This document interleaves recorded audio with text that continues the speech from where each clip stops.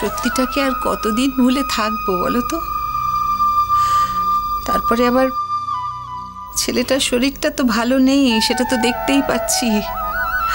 তাই মনের ভেতরটা বাড়ি বাড়ি যেন কেমন কেমন করে উঠছে। আমি সত্যি বুঝতে পারি না, আমি কিছুতেই তোমার ছেলেকে বুঝতে পারি না, জানো তো জেঠিমণি। এত বাড়াবাড়ি করার কি আছে? আমি তো একটু আগে ফোন করেছিলাম, আমি খোঁজ নিয়েছি, কমলিকা এখন ভালো আছে, ওর অপারেশনের দরকার নেই। ঠিক আছে, ভাইয়া থাকতে চাইলে থাক, বাহাও যদি থাকতে চায় থাকতে পারে, আমাদের কিছু বলার নেই, কিন্তু ওর এতক্ষণ ওদের সঙ্গে তাল মিলিয়ে থাকার কি আছে বলো তো? তুমি বাড়ি চলে এসো। এটা কি আর এত বড় একটা ছেলেকে, এত বড় একটা মানুষকে বলে বলে বলে বলে বোঝানো যায়, শেখানো যায়? কেন উঠছি? তারই বা কম বাড়াবাড়ি কিসে? হ্যাঁ, সব দায়িত্ব তার ঘাড়ে নেবার আছেটা কি? এই ছেলে না কোনোদিন কোনো ব্যাপারে আমাদের শান্তি দেবে না। আচ্ছা বুঝলাম, অ্যাক্সিডেন্টের খবর পেয়েছিস, সেখানে গেছিস, ঠিক আছে, সমস্ত ব্যবস্থাপত্র করেছিস, তাও ঠিক আছে, এবার চলে আয়। না, তা নয়, রয়ে গেছে ওখানে। কেন, তাদের লোকজন নেই? তার স্বামী নেই? কত দূরে আছে সে? আজকাল আবার দূরটা কোনো ব্যাপার নাকি? খবর পাবে, প্লেনে উঠবে, চলে আসবে, ব্যাস। দেখো তাকে খবর দিয়েছে কি না আদৌ? না না, বাহা গেছে না, বাহা ঠিক খবর দেবে। দেখো, বাহার নিজের জন্যই দেবে। এই অসুস্থতার কারণে আবার যদি ঘনিষ্ঠতা বাড়ে, সেটা তো আবার বাহার পক্ষে। আমি কি আর একবার ফোন করে দেখবো? কতক্ষণ আগে করেছিলে ফোনটা? এই তো বিকেলের দিকে। দেখো না, সন্ধে গড়িয়ে গেল, এখনো আসার কোনো নাম নেই। কোনো কথাই তো পরিষ্কার করে বলে না। না, আমি যখন ফোনটা করলাম তখন কিন্তু হ্যাঁ হ্যাঁ আসছি আসছি আসছি আসছি রাখো রাখো বলে রেখে দিল ফোনটা, অথচ দেখো সন্ধে গড়িয়ে গেল। তারপরে তারপরে তো জেঠিমণি বলার পর আমারও খেয়াল হলো, হ্যাঁ সত্যিই তো সকাল থেকে শরীরটা ভালো নেই, কাশছিল। তারপরে এরকম ঝড় বৃষ্টি হচ্ছে, যদি যদি জোলো হাওয়া লেগে যায় তাহলে তো। এখন তো মনে হচ্ছে তখন ওকে যেতে না দিয়ে আমি গেলেই ভালো হতো। বিশ্বাস করো মেচকামণি, এতটা বাড়াবাড়ি করবে জানলে না আমি ওকে যেতে দিতাম না। আসলে এতটাই ক্যাজুয়াল থাকে না ও, আমি তো মাঝে মাঝে ভুলেই যাই যে ও অসুস্থ।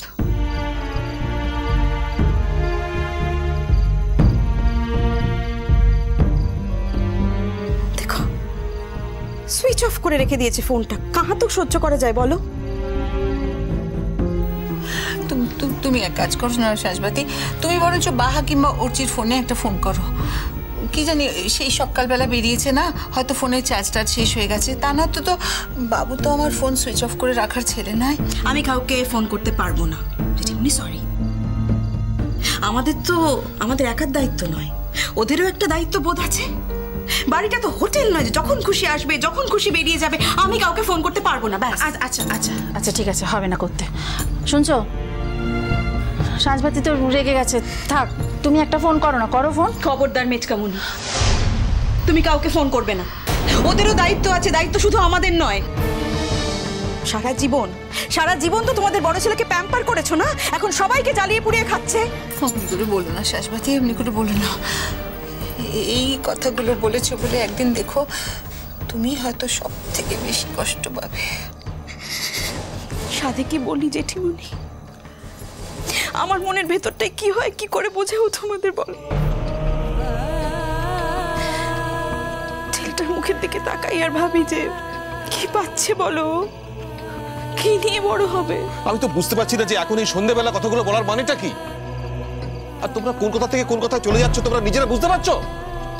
কথাগুলো মুখে বলি আর নাই বলি, কথাগুলো তো আমাদের মনের ভেতরেই থেকে যায় মেজকামণি। তোমার মনের ভেতরেও ঠিক এই কথাগুলোই আছে, অস্বীকার করতে পারো তুমি?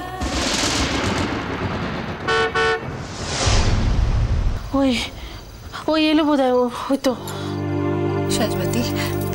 সাজবাতি, ছেলেটা ফিরলে তুমি আর অত রাগ দেখিও না মা। সারাটা দিন কি খেলো না খেলো একটু খোঁজ নিও। আগে ওকে একটু খেতে টেতে দাও, বুঝলে? বড় মা, এই দেখো মুদিকের ঘরতে নতুন অতিথিটা এসেছে।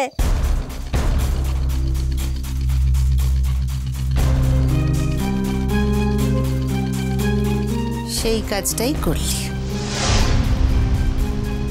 সব দায়িত্বটা নিজেদের ঘাড়ে তুলে নিলি। মো তো যাওয়ার সময় তো সেটা বলেই গেলাম, আর মো তো ওর মাসি, মোর কাছকে থাকবে না তো ও কার কাছকে থাকবে? সত্যি বা মাঝে মাঝে না তোর কথাবার্তা শুনলে বড্ড রাগ হয়। কেন রে, ওর দাদুর বাড়িতে থাকতে পারতো না? দিদিমণি মুকেই দুদিন রাখতেটা বলল। মো যদি রাখতেটা না পারতাম তাহলে ওকে ওর দাদুর ঘরতেই পাঠিয়ে নিত। দুদিনের জন্য একটা বাচ্চা আমাদের বাড়িতে এসছে। আমাদের বাড়ির লোকজন কি এত অসহিষ্ণু যে একটা বাচ্চাকে দুদিন রাখতে পারবে না বাড়িতে? আর মা, বাচ্চাটা এমনিতে খুব শান্ত। এই তো এতক্ষণ আমাদের সঙ্গে আছে, এতটুকু কান্নাকাটি কিচ্ছু করেনি। আর এই অল্প সময়ের মধ্যে বাহাকে খুব ভালো চিনে গিয়েছে, আমাদের কোলে আসতেই চাইছে না। খুব খুব ভালো বাচ্চাও। সাঁঝ, এক কাপ গরম চা খাওয়াবে? কেন? এতক্ষণ তো বাইরে ছিলে, গরম চা বাইরে থেকে খেয়ে আসতে পারোনি?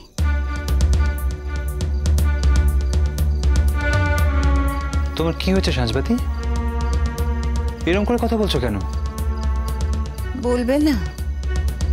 তুই কি করেছিস বলতো বাবু? তোর শরীরটা তো ভালো না বাবা। সেই সকাল থেকে বেরিয়েছিস, আর এই সারা দিন ঘুরে ঘাড়ে এখন বাড়ি এলি। কি আশ্চর্য! আমি কেন গিয়েছিলাম, কোথায় গিয়েছিলাম, সবই তো জানো তোমরা। সকালে যা শুনেছিলে তারপর তো নিজের চোখে গিয়ে দেখে এলে যে ক্রাইসিস তেমন কিছু ছিল না।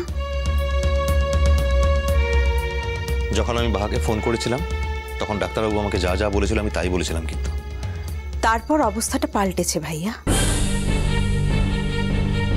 তো না, আমি তোমাকে কিছু বলছি না ভাইয়া,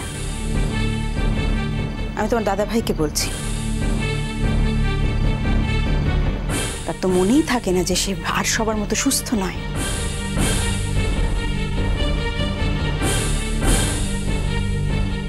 শোনো সাঁঝবাতি, প্লিজ সবসময় অসুস্থ অসুস্থ বলো না তো। এই বলে বলে তুমি আমাকে আরো অসুস্থ করে তুলছো। আমি কিছু অসুস্থ অসুস্থ করছি না তোমাকে, তুমি সত্যিই সুস্থ নেই। সেটা শুধু আমার একার চোখে পড়েছে তাই না, জেঠিমণিরও চোখে পড়েছে। হ্যাঁ ঠিকই তো, তোর চোখ মুখ শুকিয়ে কোথায় গেছে তুই দেখেছিস? যা যা ঘরে গিয়ে বস, একটু আরাম করে মুখ হাত পা ধুয়ে একটু আরাম করে বস। সারাদিন কি খেয়েছিস না খেয়েছিস কে জানে। এবার একটু খেয়ে নে তো সাঁঝবাতি। যাও তুমি একটু খেতে দাও তোমা। কি খাবে বলুক, দেবো খেতে। থাক, লাগবে না, কিছু দিতে হবে না। আমি এতটা অবহেলার পাত্র হয়ে জানি যে আমার সঙ্গে এভাবে কথা বলা যায়। ধরেন, আর কিছু থাক না থাক, তেজ আছে 16 আনা। কে কাকে অবহেলা করছে জানে না জানে।